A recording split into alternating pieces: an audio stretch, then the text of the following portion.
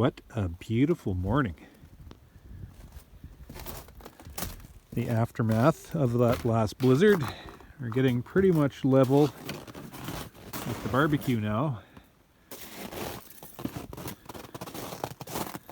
More of a traditional type winter this year. Oh yes, oh yes. And my wood pile is, I hope I have enough stock there. It's been cold and it certainly shows. Starting to see light through that pile.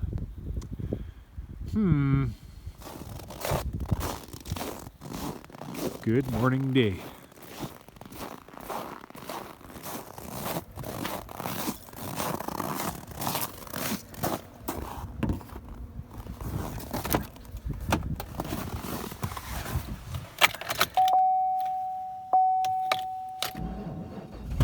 Whew, that's cold.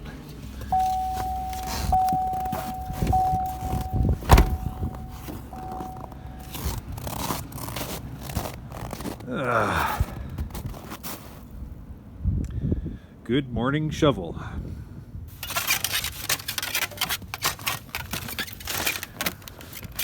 Good morning healthy heart.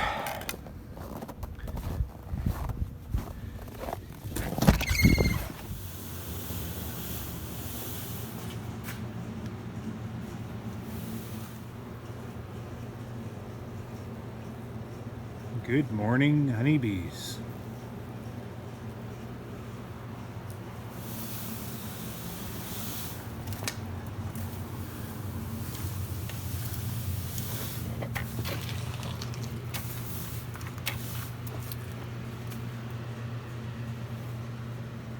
That's a bit better. Things are calmed down a bit.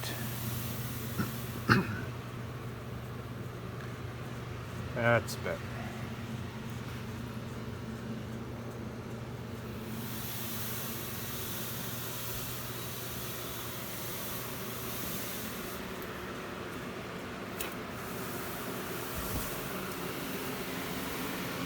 Starting to see this.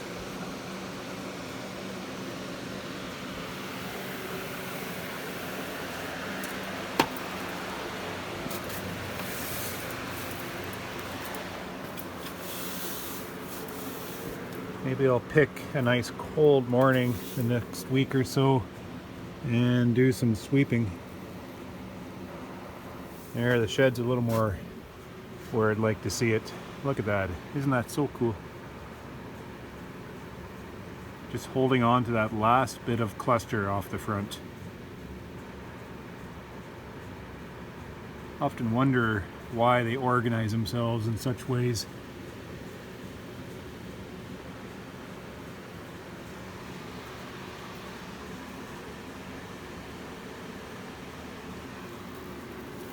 Amazing little creatures.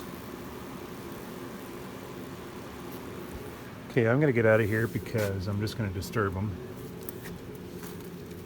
And I have a day ahead of me. I can't be just kissing my babies every morning like this. Oh yeah, this shed looks really good. Yep. A little bit of cold weather. They sure smelt that mild weather coming through. They certainly did.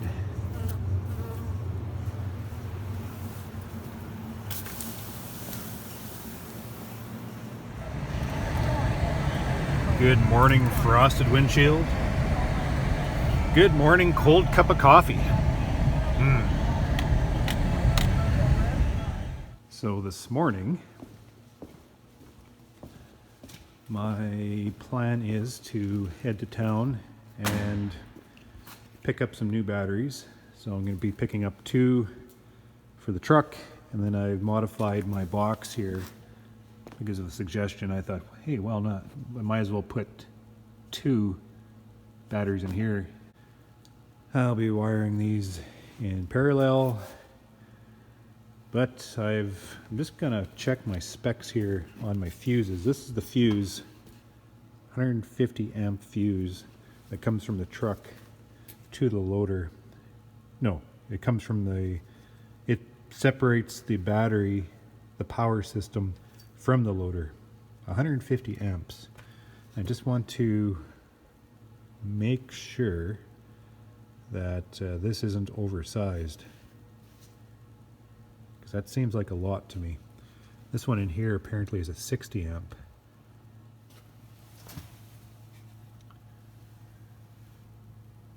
No, I am wrong. That is a 150 amp fuse in here.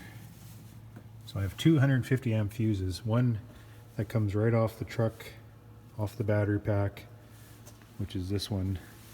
It's a big bugger. 150 amp. Let's do some math here. This motor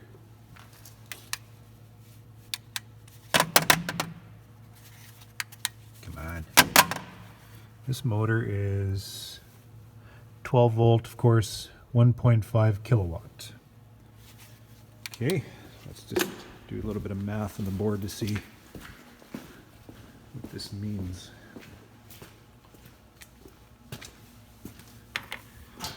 Uh, 1.5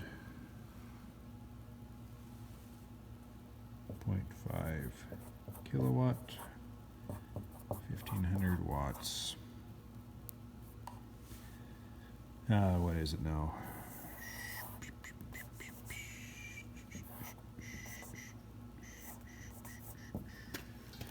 So I want to find amps. So that's watts over volts. 1500 over 12. Calculator tells me that's 125 amps. Oh, so that is right.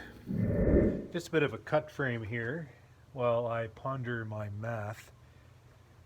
One thing I like about the beekeeping industry is just the large, very large pool of expertise that we can tap into. I mean, I'm talking to electrical engineers when I need to.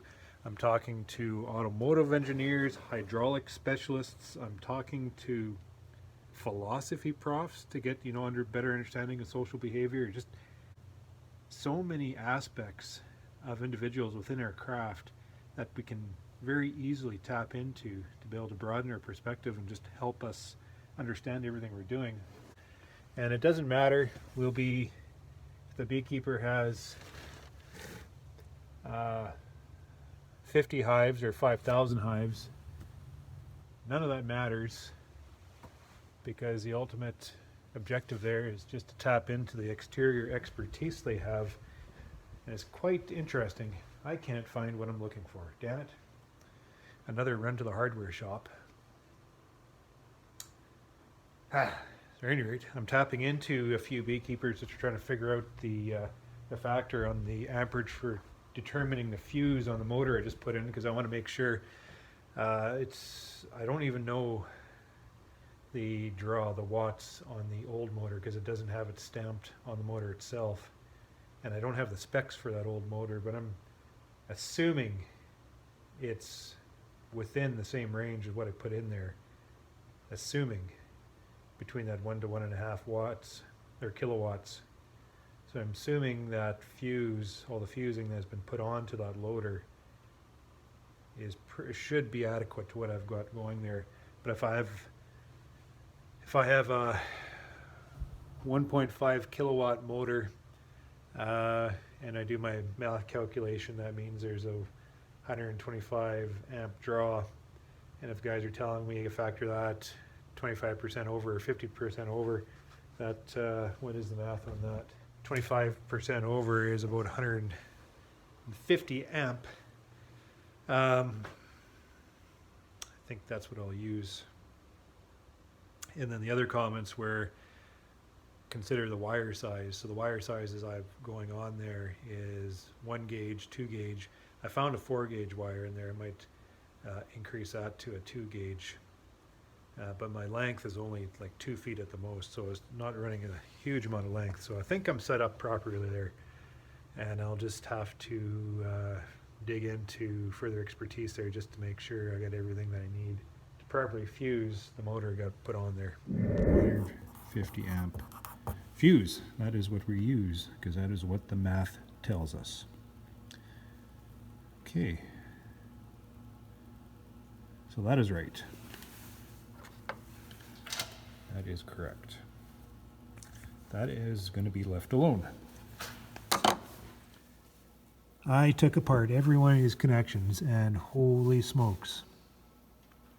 You know, that might be half my trouble right there. So polished them up, put a little bit of this crap on there. They should be good to go. I have two in here now, and I'm just kind of devising a plan to best connect these in parallel and then up into the unit itself. I will be using the fuse again, and this sucker, this will save me a lot of headache. A disconnect. So this disconnect will be between the batteries going up to this unit, so if I ever do have one of these solenoids catch fire on me again, it's not a matter of racing to unscrew these little 10 millimeters without a 10 millimeter wrench. Simply cut the current.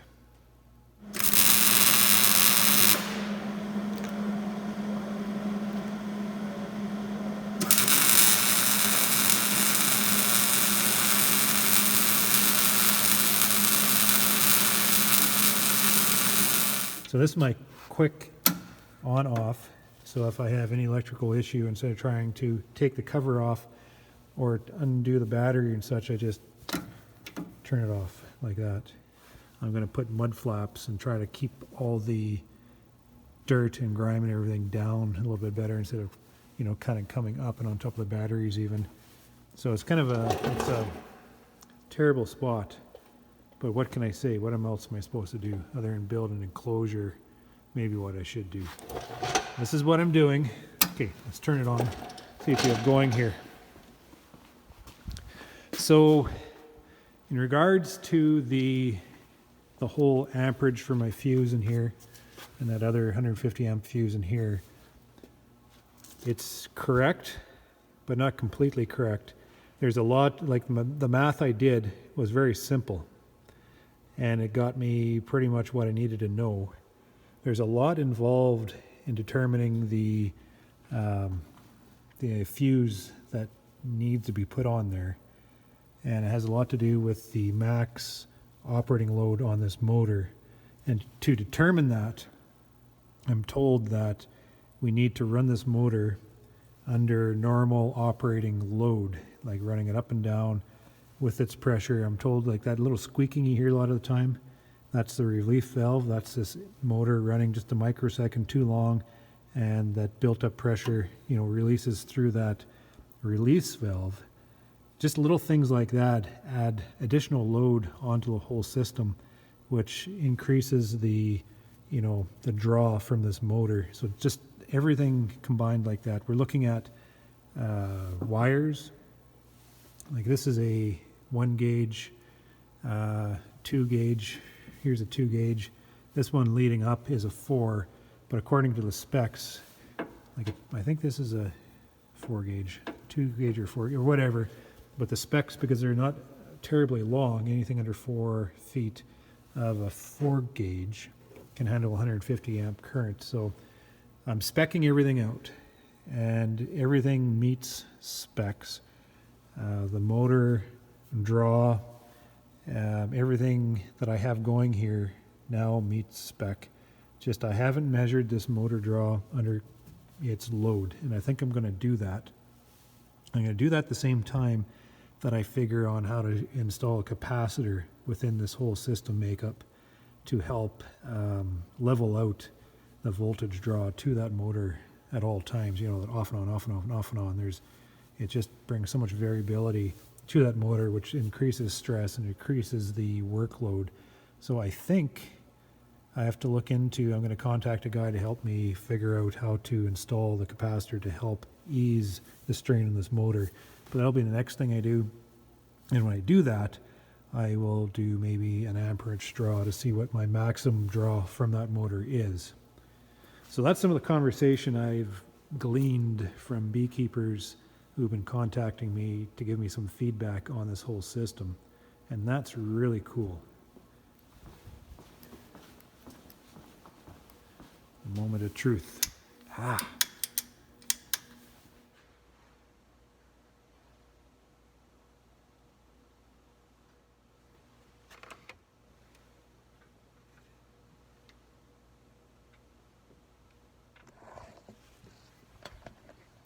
Faulty switch. Boy, I'm just finding all these problems. I think that's a faulty switch. Okay, that's on now, so.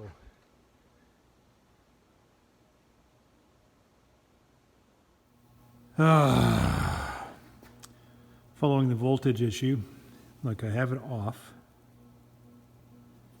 Let me just, as I wander back over to show you what the issue is here, the importance of maintaining proper voltage within the electrical system, because when you have low voltage because of batteries or alternator or whatever, low voltage just kills everything. It wears down the armature, it runs this motor hotter than usual. It's impossible on all these solenoids as they're trying to relay what you need them to do back and forth. And this is my issue here.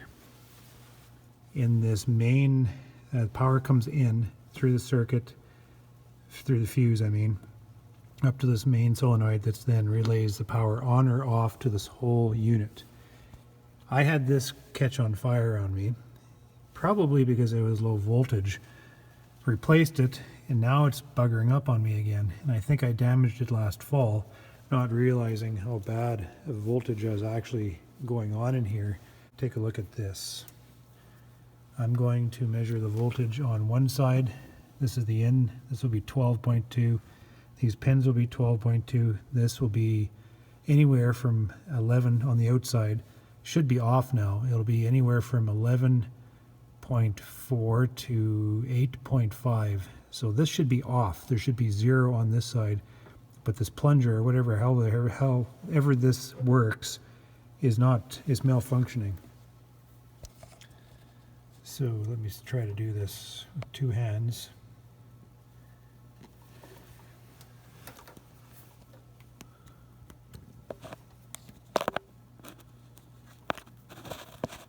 Which is going to be impossible.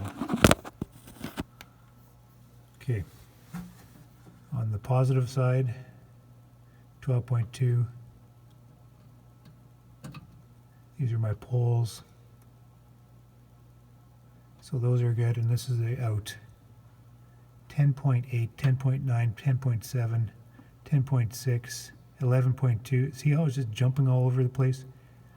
I found my issue here. This has been screwing around with me for this entire time, I think. Not sending consistent volts through is why it wasn't working. Gee whizzikers. Is exactly what I say. Okay, so I had my suspicions. I should have just switched it out, but that's new last fall, but obviously I damaged it. It's a continuous current. What is it? It's a very high amperage, like 300 amps. This is the flaw. I'll just cut the power here. There. I bet you it works now. You know, the guys that sell this unit, they will claim that the biggest complaint they get typically is directly related to low voltage. And it's like the IT guy saying, have you turned your computer on and off? Yeah, see, there's off. That's on the outside of the solenoid. This is on the inside.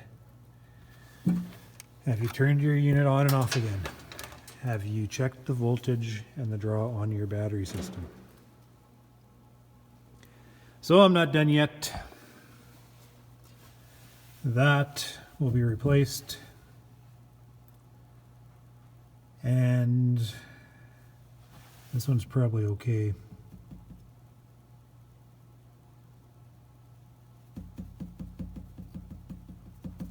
I'll probably replace that too. Get those switched out, and then I should be good to go.